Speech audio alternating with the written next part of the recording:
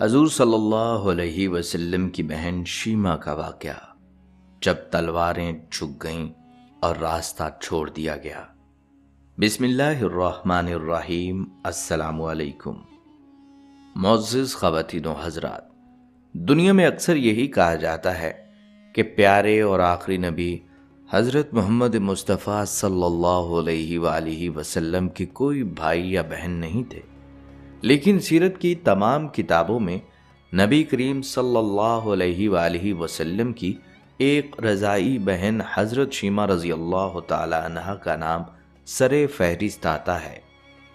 حضرت شیما بچپن میں نبی صلی اللہ علیہ وسلم کے ساتھ رہتی تھیں۔ شام کے وقت جب خواتین کھانا پکانے میں مصروف ہو جاتیں تو بہنیں اپنے بھائی کو اٹھا کر باہر لے جاتیں، اور ہر بہن کا یہ خیال ہوتا کہ میرا بھائی زمانے میں سب سے زیادہ خوبصورت ہے۔ ایک کہتی میرے بھائی جیسا کوئی نہیں، اور دوسری کہتی نہیں میرے بھائی سب سے زیادہ خوبصورت ہیں۔ تب شیما اپنا بھائی لے کر آتی اور دور سے کہتی میرا بھائی بھی آ گیا، تو سب کے سر جھک جاتے اور سب کہتی نہیں تیرے بھائی کا تو کوئی مقابلہ ہی نہیں کر سکتا، ہم تو آپس کی بات کر رہے ہیں۔ شیما حضور صلی اللہ علیہ وسلم کو اپنی گود میں لے کے سمیٹتی اور پھر جھومتی اور پھر لوری سناتی، اور لوری کے الفاظ بھی کمال ہیں۔ آپ کہا کرتی تھیں، اے ہمارے رب، میرے بھائی محمد کو سلامت رکھنا، آج یہ بچوں کا سردار ہے، کل یہ جوانوں کا سردار بھی ہوگا، اور پھر جھوم جاتی۔ ناظرین، یہ لمحے نہ صرف محبت اور رفاقت سے بھرے تھے، بلکہ ہر حرکت میں حضور صلی اللہ علیہ وآلہ وسلم کی عظمت اور شیما کے جذبات کی شدت واضح تھی۔ اور معزز ناظرین، آج کی ویڈیو میں آپ یہی جانیں گے کہ بچپن میں اپنی بہن شیما کے ساتھ حضور صلی اللہ علیہ وسلم کے لمحے کیسے گزرتے، اور شیما نے بچپن میں محمد صلی اللہ علیہ وآلہ وسلم کے کون سے حیران کن معجزات دیکھے، اور کیسے حضرت شیما آپ صلی اللہ علیہ وسلم پر ایمان لے کر آئی تھیں۔ بلکہ اس ویڈیو میں آپ کو وہ حیران کن لمحہ بھی دکھایا جائے گا جب میدان جنگ میں شیما نے صحابہ کرام کو کہا، میرا راستہ چھوڑ دو، میں تمہارے محمد نبی صلی اللہ علیہ وسلم کی بہن ہوں۔ اس وقت میدان میں تلواریں جھک گئی تھیں اور بہن کے لیے راستہ چھوڑ دیا گیا تھا، اور پورا عرب حیرت میں ڈوب گیا تھا۔ یہ مکمل قصہ ناظرین مذہب کی کتب میں یوں بیان ہوا ہے کہ وادی اوتاس کے پہاڑوں میں چھپے ہوئے تیر انداز مجاہدین کے تازہ حملوں کی تاب نہ لا سکے اور بھاگ کھڑے ہوئے۔ مشرک قبائل کی مشترکہ فوج کے سپہ سالار اعظم مالک بن عوف اپنے قریبی رفقا کے ساتھ میدان جنگ سے فرار ہو کر طائف میں قلعہ بند ہو گئے تھے۔ اسی دوران وادی میں لگائے گئے مشرکین کے خیموں میں ان کی عورتیں، بچے اور مال مویشی موجود تھے۔ اللہ کے رسول صلی اللہ علیہ وسلم نے حکم دیا تھا کہ ان عورتوں اور بچوں کو کوئی نقصان نہ پہنچایا جائے۔ مالک بن عوف بھی لڑائیوں کے دوران مسلمانوں کے حسن سلوک سے اچھی طرح واقف تھا، لہٰذا اس کی جنگ حکمت عملی یہ تھی کہ عورتوں اور بچوں کو ڈھال کی طرح استعمال کر کے مکہ تک پہنچایا جائے۔ لیکن اب سب وہ قیدی بن چکے تھے اور مسلمانوں کی حفاظت میں تھے۔ قیدی عورتوں میں بنو حوازن اور بنو ثقیف کے قبائل کی ایک بوڑھی خاتون بھی شامل تھی۔ جب مجاہدین کا ایک دستہ ان تک پہنچا تو اس بوڑھی خاتون نے ایک ایسی بات کہی جسے سن کر مجاہدین ایک دوسرے کی طرف حیرت سے دیکھنے لگے۔ پورے اعتماد کے ساتھ اس نے کہا، میں تمہارے سپہ سالار اور اللہ کے نبی محمد صلی اللہ علیہ وسلم کی بہن ہوں۔ یہ جملہ سن کر وہاں مجاہدین کے چہروں پر حیرت اور تعجب کے آثار نمایاں تھے۔ مجاہدین کا یہ دستہ قریش کے 9 مسلم نوجوانوں اور مدینے کے انصار پر مشتمل تھا۔ سب نے غیر یقینی انداز میں ایک دوسرے کو دیکھا، کیونکہ ہر ایک کے ذہن میں یہی سوال تھا کہ یہ دعویٰ حقیقت پر مبنی ہے یا نہیں۔ آخرکار دستے کے کمانڈر نے فیصلہ کیا کہ بوڑھی خاتون کو حضور صلی اللہ علیہ وسلم کی خدمت اقدس میں پیش کیا جائے۔ اسی دوران اللہ کے رسول صلی اللہ علیہ وسلم جنگ کے اگلے مرحلے یعنی طائف سے متعلق حکمت عملی کے بارے میں اپنے رفقا کے ساتھ گفتگو میں مصروف تھے کہ ایک صحابی خیمے میں داخل ہوئے اور عرض کیا، یا رسول اللہ صلی اللہ علیہ وسلم، جنگی قیدیوں میں موجود ایک بوڑھی عورت آپ صلی اللہ علیہ وسلم کی بہن ہونے کا دعویٰ کر رہی ہے۔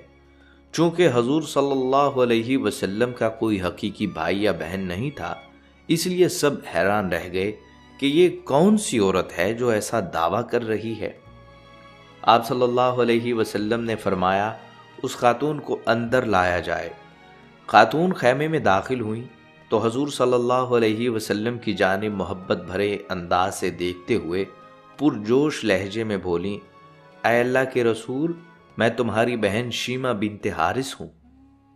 حضور صلی اللہ علیہ وسلم نے ماضی کی یادیں ٹٹولتے ہوئے فرمایا، ہاں، بنی سعد میں میری ایک بہن کا نام شیمہ تھا۔ شیمہ نے جلدی سے کہا، یا رسول اللہ صلی اللہ علیہ وسلم، ایک مرتبہ جب ہم لوگ اماں حلیمہ سعدیہ کے گھر کھیل رہے تھے تو آپ نے میری پیٹھ پر کاٹ لیا تھا، جس کا نشان آج بھی موجود ہے۔ شیمہ کے یہ جملے ادا ہوتے ہی سرکار دو عالم صلی اللہ علیہ وسلم کو اماں حلیمہ کے گھر گزرے بچپن کے وہ خوشگوار اور یادگار لمحے یاد آ گئے۔ وہ لمحات جب آپ صلی اللہ علیہ وسلم شیمہ کے ساتھ کھیل کود میں مصروف رہتے، ایک دوسرے کے ساتھ بچپن کی معصوم یادیں بانٹتے اور خاندان کے چھوٹے چھوٹے قصے روزمرہ کی زندگی میں رونما ہوتے۔ یہ واقعہ نہ صرف شیمہ کے دعوے کی تصدیق کر رہا تھا بلکہ حضور صلی اللہ علیہ وسلم کے یادگار لمحوں کو بھی زندہ کر رہا تھا، جس سے ظاہر ہوتا تھا کہ نبی صلی اللہ علیہ وسلم کے بچپن کے دن بھی کس قدر خوبصورت، محبت اور دلچسپ گزرے تھے۔ یہ وہی بہن شیمہ تھی جو حضور صلی اللہ علیہ وسلم کو ہر وقت گود میں لیے پھرتی تھی۔ ان کی سنائی ہوئی لوریاں اور پیار و محبت بھری باتیں حضور صلی اللہ علیہ وسلم کے ذہن میں ہمیشہ محفوظ رہیں۔ سامنے کھڑی شیمہ کے ایک ہی جملے نے حضور صلی اللہ علیہ وسلم کے بچپن کے گزرے دنوں کی خوشگوار یادیں تازہ کرتی۔ حضور صلی اللہ علیہ وسلم نے اپنی رضاعت کے 5 سال بنی سعد میں اماں حلیمہ سعدیہ کے گھر گزارے۔ حذافہ، جو تاریخ میں شیمہ کے نام سے مشہور ہیں، رسول اللہ صلی اللہ علیہ وسلم سے تقریباً 7 یا 8 سال بڑی تھیں۔ عربی میں شیمہ کا مطلب بلند مرتبے والی۔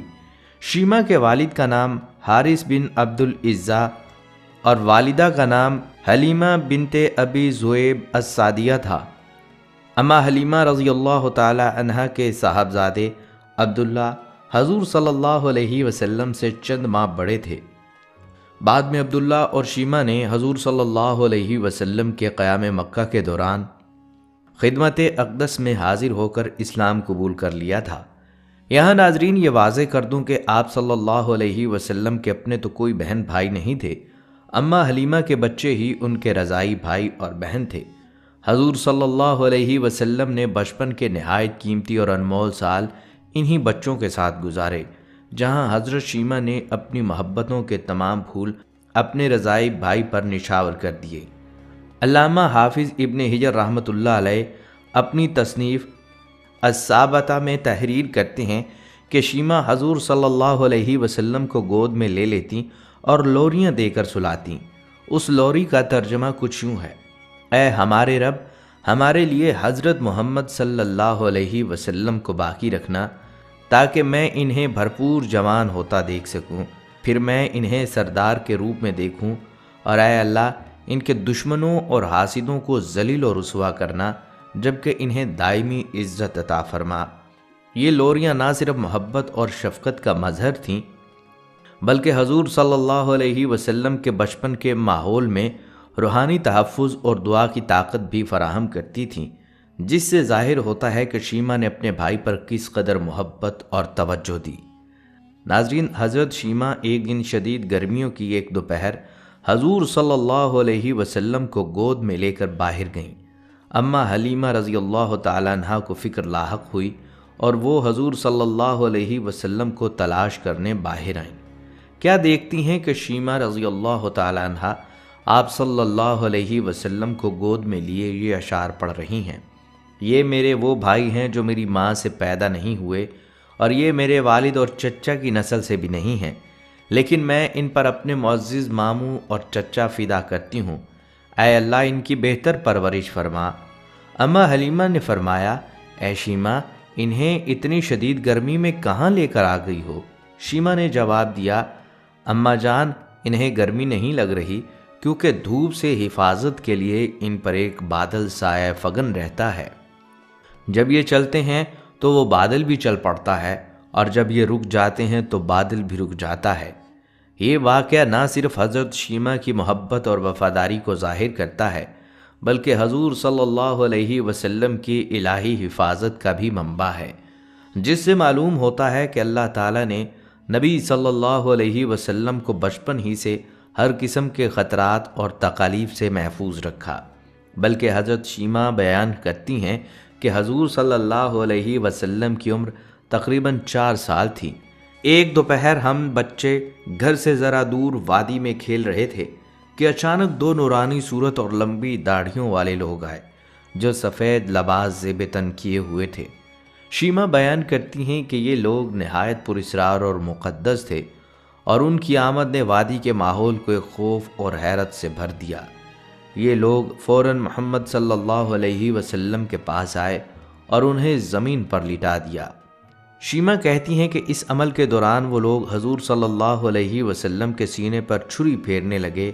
اس منظر نے شیمہ سمیت تمام بچوں کو دنگ کر دیا، اور وہ چیختے چلاتے گھر کی طرف دوڑے۔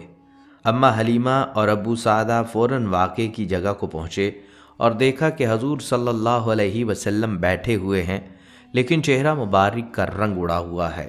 شیمہ نے فوراً وضاحت کی کہ یہ لوگ فرشتے تھے، اور انہوں نے آپ صلی اللہ علیہ وسلم کے دل سے شیطانی اثرات اور برائیوں کو نکالنے کا عمل انجام دیا۔ یہ واقعہ نہ صرف حضور صلی اللہ علیہ وسلم کے بچپن کی حفاظت، بلکہ اللہ کی خاص رہنمائی اور معجزاتی امداد کو بھی ظاہر کرتا ہے۔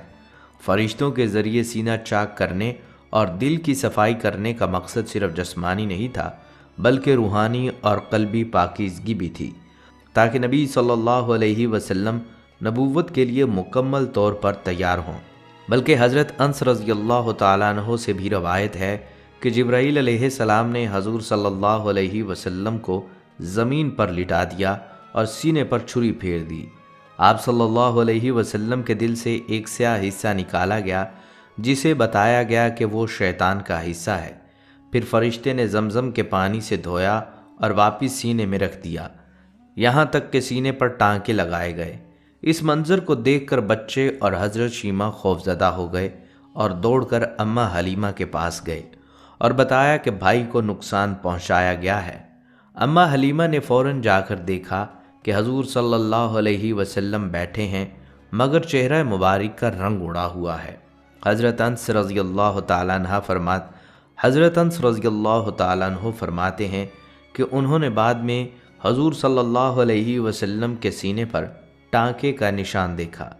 یہ پہلی مرتبہ نبی صلی اللہ علیہ وسلم کے دل کی روحانی صفائی کا واقعہ تھا، جو آپ صلی اللہ علیہ وسلم کے دل سے برائی اور حسد کے اثرات نکالنے کے لیے ہوا۔ پھر حضرت محمد صلی اللہ علیہ وسلم 10 سال کے تھے جب شق قمر کا دوسرا واقعہ پیش آیا۔ حضرت ابو ہریرہ رضی اللہ تعالیٰ عنہ سے روایت ہے کہ آپ صلی اللہ علیہ وسلم جنگل میں چل رہے تھے کہ اچانک 2 نورانی ہستیوں نے آپ کے قریب آ کر کہا، کیا یہ واقعی وہ ہیں؟ دوسرے نے جواب دیا، ہاں۔ ان ہستیوں نے حضور صلی اللہ علیہ وسلم کو پکڑ کر لٹایا، ہر ایک نے آپ کے بازو پکڑ لیے، لیکن آپ صلی اللہ علیہ وسلم کو چھونے کا احساس بھی نہیں ہوا۔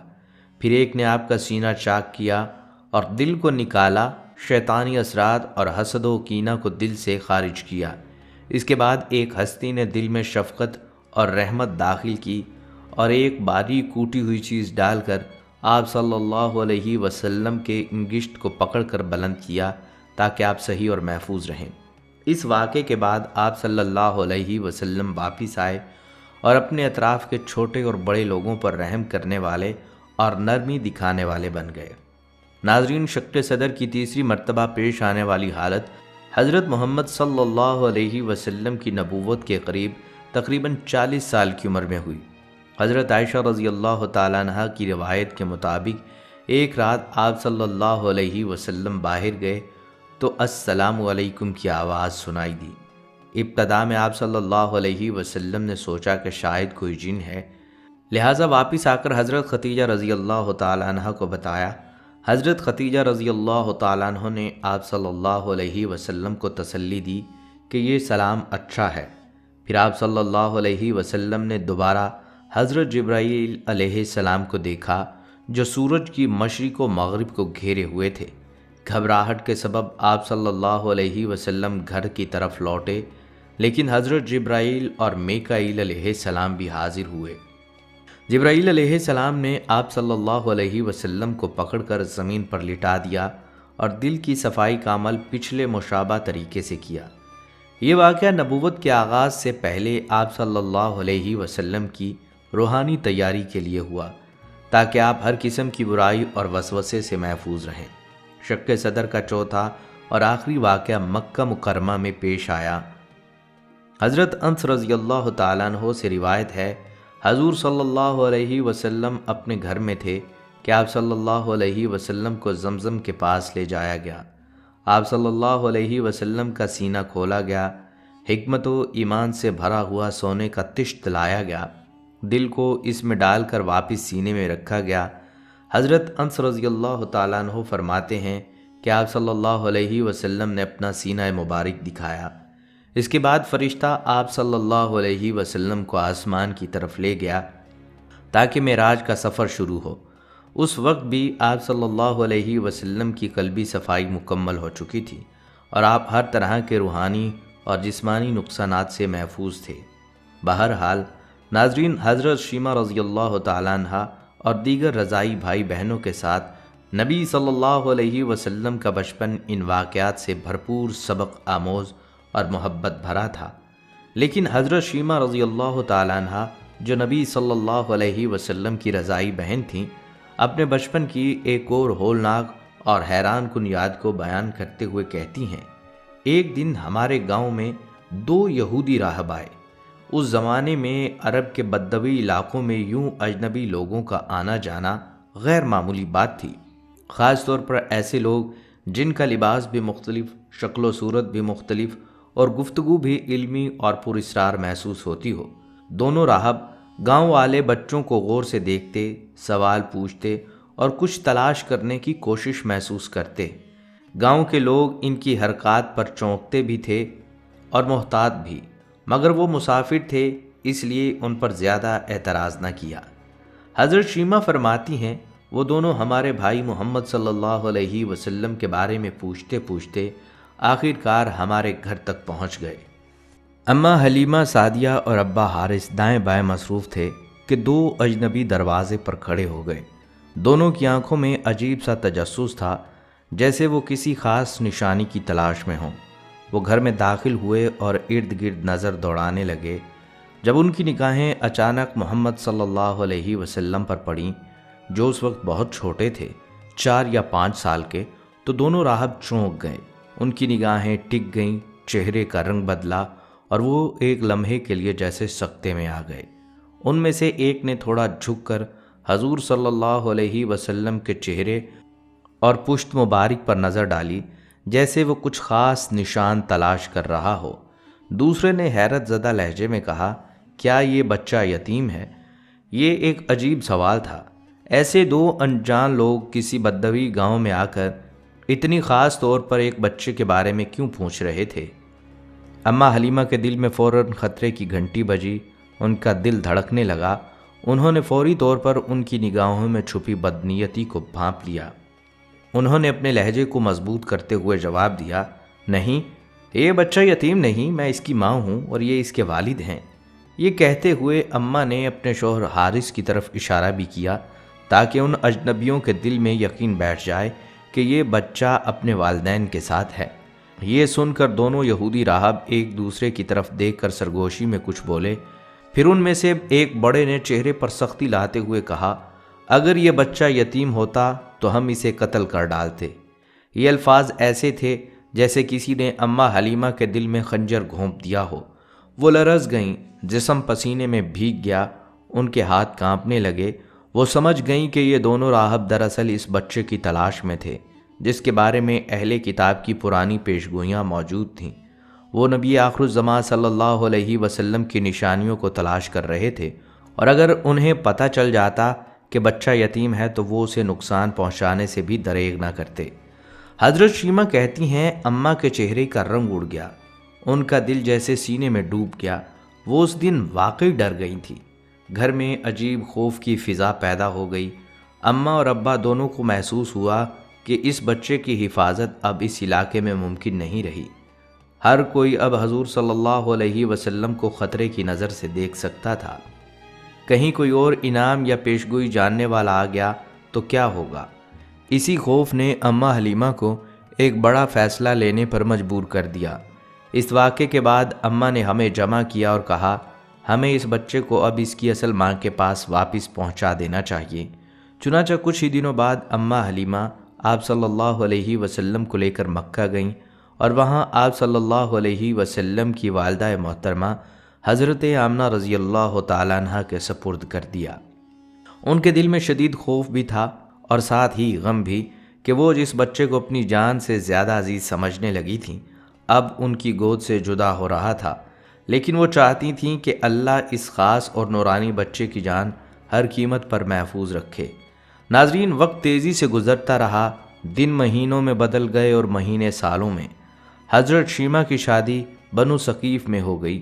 وہ اپنے شوہر کے ساتھ نئی زندگی کی شروعات میں مصروف تھیں، لیکن دل میں ہمیشہ اپنے رضائی بھائی نبی صلی اللہ علیہ وسلم کی یادیں تازہ رہتی تھیں۔ جب حضور صلی اللہ علیہ وسلم کی بعثت کی خوشخبری بنو سعد تک پہنچی تو اماں حلیمہ کی خوشی کی کوئی حد نہ رہی۔ وہ اپنے شوہر حضرت حارث اور 2 بچوں عبداللہ اور شیمہ کے ساتھ مکہ مکرمہ کی جانب روانہ ہو گئیں تاکہ حضور صلی اللہ علیہ وسلم سے ملاقات کر سکیں اور بعثت کی عظیم خبر کا حصہ بنیں۔ اس دوران حضور صلی اللہ علیہ وسلم اپنی زوجہ ام المومنین حضرت خدیجۃ الکبریٰ رضی اللہ تعالیٰ عنہ کے گھر منتقل ہو چکے تھے اور نبوت کا پیغام دینے لگے تھے۔ حارث نے جب مکہ کے لوگوں سے حضور صلی اللہ علیہ وسلم کے بارے میں معلوم کیا تو اہل قریش نے فوراً یہ خبر سنی کہ یہ شخص رضائی والد ہے اور حضور صلی اللہ علیہ وسلم سے تعلق رکھتا ہے۔ اہل قریش نے فوراً شکایت کی اور کہا اے حارث، تمہارا بیٹا ہمارے خداؤں کو برا کہتا ہے اور صرف ایک اللہ کی بات کرتا ہے، اس نے ہمارے درمیان تفرقہ ڈال دیا ہے۔ یہ سن کر حارث نے اپنے خاندان کے ہمراہ بارگاہ رسالت میں حاضری دی اور عرض کیا اے میرے بیٹے، آپ کی قوم جو شکوہ کر رہی ہے کیا وہ سچ ہے؟ حضور صلی اللہ علیہ وسلم نے صبر اور حکمت سے فرمایا نہ صرف سچ ہے بلکہ روز قیامت آپ خود اپنی آنکھوں سے دیکھ بھی لیں گے۔ حارث کے دل میں پہلے ہی اسلام قبول کرنے کی نیت موجود تھی۔ حضور صلی اللہ علیہ وسلم کی باتیں سن کر پورا خاندان مشرف و اسلام ہو گیا۔ اس طرح نہ صرف رضائی والدہ بلکہ رضائی بہن بھائی بھی اسلام کے نور سے منور ہوئے اور نبی کریم صلی اللہ علیہ وسلم کے قریبی خاندان کے افراد میں خوشی اور روحانی سکون کا ماحول پیدا ہوا۔ حضرت شیمہ اس وقت نبی صلی اللہ علیہ وسلم کی رضائی بہن ہونے کے ناطے اور بھی فخر محسوس کر رہی تھیں۔ ان کے دل میں اپنے بھائی کی نبوت، روحانی عظمت اور اللہ کے پیغام کی اہمیت کے لیے ایک گہرا جذبہ پیدا ہوا۔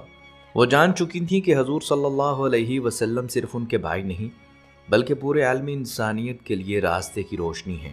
حضرت حلیمہ تو مکہ اور مدینہ میں 1-2 بار حضور صلی اللہ علیہ وسلم کی خدمت میں آئیں، لیکن پھر شیمہ رضی اللہ تعالیٰ عنہ سے آپ صلی اللہ علیہ وسلم کی کوئی ملاقات نہ ہو سکی۔